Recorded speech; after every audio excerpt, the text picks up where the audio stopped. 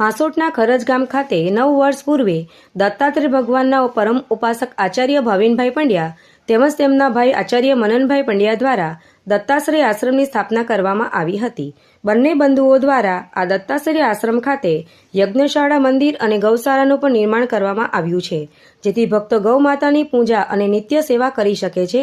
તેમજ ભક્તો માટે રહેવા જમવા સહિતની તમામ સુવિધા ઉપલબ્ધ કરવામાં આવી છે। સાથે પ્રસાદાલયની સુવિધા અને બાળકો માટે રમતગમતના સાધનો પણ ઉપલબ્ધ કરવામાં આવ્યા છે। તેમજ ભક્તો માટે પૂજાપાઠ માટે અલાયદી વ્યવસ્થા કરવામાં આવી છે। ખાસ કરીને દત્તાશ્રય આશ્રમ ખાતે અગ્નિતત્વ બિરાજમાન છે। આ અગ્નિતત્વ છેલ્લા 9 વર્ષથી પ્રજ્વલિત છે। આ અખંડ અગ્નિતત્વના દર્શનનો અનેરો મહિમા છે। ભક્તો આ પ્રજ્વલિત અગ્નિતત્વના દર્શન કરી ધન્યતા અને પોતાની મનોકામના પૂર્ણ કરે છે। અને આ દત્તાશ્રય ધામ ખાતે દર ગુરુવારે જ રોજ નિત્ય દત્તબાવની પારાયણ કરવામાં આવી રહ્યું છે, જેમાં મોટી સંખ્યામાં ભક્તો આ દત્તબાવનીમાં ઉપસ્થિત રહી દત્તબાવનીનો લાહો લેતા હોય છે। આ દત્તાશ્રય આશ્રમ ખાતે દત્ત જયંતિ નિમિત્તે દત્તાત્રેય ભગવાનના પરમ ઉપાસક આચાર્ય ભાવિનભાઈ પંડ્યા તેમજ તેમના ભાઈ આચાર્ય મનનભાઈ પંડ્યા દ્વારા વિવિધ ધાર્મિક કાર્યક્રમોનું આયોજન કરવામાં આવ્યું હતું। આ ઉજવણી નિમિત્તે વિશેષ 108 કુંડી મહાદત્તયાગનું આયોજન કરવામાં આવ્યું હતું, જેમાં 108 જેટલા જોડાઓએ દત્તયાગની પૂજા યજ્ઞમાં ભાગ લીધો હતો અને દત્ત જયંતિ નિમિત્તે 1008 દત્ત બાવનીની પારાયણ કરવામાં આવ્યું હતું।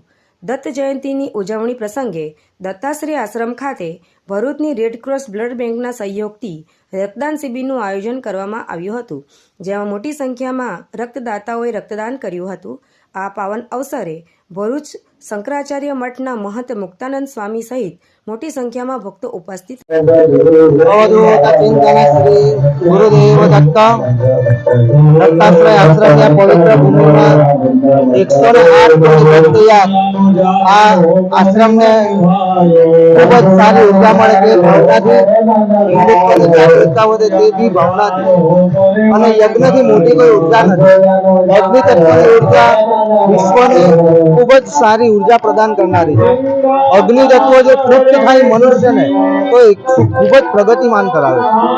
તો આ સંસારમાં રહેલા જીવોનો ખૂબ જ પુણ્ય બળ વધે, ધર્મ ભાવ વધે અને ભક્તિ ભાવ વધે તેવી ભાવનાથી આ દત્તાશ્રય એટલે કે આ દત્તના ચરણમાં રહેલી જે ઉર્જા છે, જે દત્ત ભક્તિ છે, આજે દત્ત જયંતિ, તો અહીંયા બધા જ ભેગા મળી આ દત્ત જયંતિની પવિત્ર ઉજવણીમાં 108 કુંડી મહાદત્ત યાગનું આયોજન સાથે રક્તદાનનું પણ ખૂબ જ સરસ આયોજન કરી 1000 દત્તબાવનીના પારાયણો સાથે બધા જ ભેગા મળી દત્ત ભક્તો આ પવિત્ર વાતાવરણમાં પોતાના જીવ કલ્યાણનો ઉદ્ધાર કરી જીવનને દત્તમય બનાવે છે। આ આશ્રમની સ્થાપના 9 વર્ષ પહેલાં થઈ હતી અને આ આશ્રમની અંદર અગ્નિ તત્વ બિરાજમાન છે।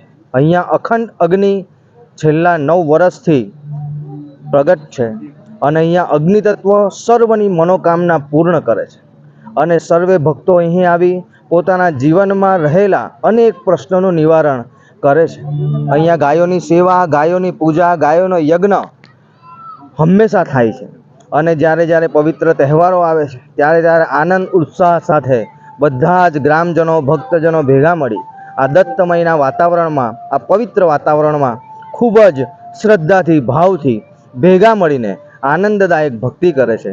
અમારો પણ એવો જ ભાવ છે કે બધાના ઘરમાં દત્ત ભક્તિ રહે, દત્તમય આ દુનિયા રહે, કારણ કે દત્ત એટલે કે સાત્વિક, રાજસિક અને તામસિક ત્રણે ત્રણ તત્વો પર જે રાજ કરનારા છે તેના વાતાવરણમાં મનુષ્ય પોતાનું સ્થાન સ્થાપિત કરે અને પોતાના જીવનને પાપ મુક્ત, ભય મુક્ત બનાવી આ કલ્યાણકારી જે જીવ ભગવાન આપણને પ્રદાન કર્યો છે તેમાં પુણ્યની વહેણ વધતું રહે એવી ભાવનાથી સૌને ગુરુદેવ દત્ત। મારું નામ આચાર્ય ભાવિનભાઈ પંડ્યા, મારા ભાઈ સહ આચાર્ય મનન પંડ્યા, અમે સૌ ભેગા મળીને આ સેવા કરીએ છીએ। તમે પણ અહીં આવો અને આ પવિત્ર વાતાવરણમાં પોતાના જીવનો ઉદ્ધાર કરો। ગુરુદેવ દત્ત।